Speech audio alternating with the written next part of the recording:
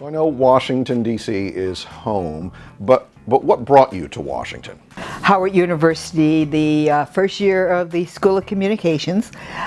Tony Brown was the dean, and he was familiar with the one black studies professor we had, a Dr. Milton White. And so, because we would always have Tony Brown in Omaha lecturing and participating in various things, so he offered Dr. White a chairmanship in the newly established School of Communications at Howard, and he offered me a position as a lecturer. The thing that I love most about this city, the people. The people are so special. This city, there's not a barrier between the have and the have-nots in terms of knowledge. Everyone in this city has this wealth of knowledge because it is the nation's capital. You can be standing on that corner waiting to, see somebody go by and boom, it's the Queen of England driving down the street. Okay? It's an African king or chief.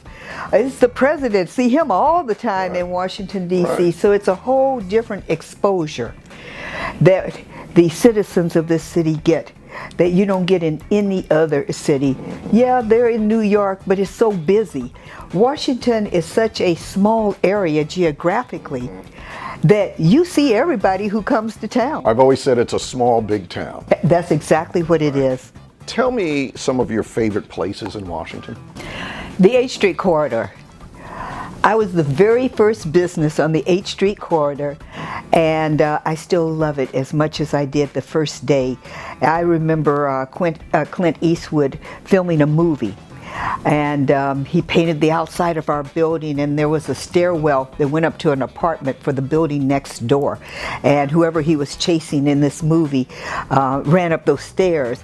And a group of my neighbors didn't understand what craft services were about. They didn't know that that food was for the actors and the crew. So they got in line to be fed. And the chef was less than gracious to them and told them, get out of line, you have no business here. And Clint Eastwood was running down those stairs, and he stopped and he said, cut. And he came over to me, he said, can you tell me who all these people are? And I said, those are my neighbors. And they're accustomed to anytime we have something, we grill, we have cookouts, we have giveaways. They're accustomed to participating.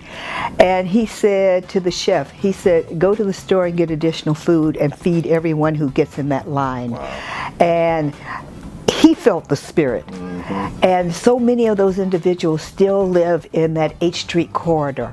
And they really are the unsung heroes and sheroes of the redevelopment of that 8th Street corridor. I've been blessed that I'm an adopted daughter of Washington, D.C. Well, we got to tell them how we started this interview, because Tony said, "What, have we ever done this before?" I said, "Yes, we did it one time before." He said, "When?" I said, "When I was interviewing you for your first job out of college." Okay, it was a little different. We go way back, way back. Thank you so much. I love you, You're Tony Perkins. I love you Thank too. you. Thank you.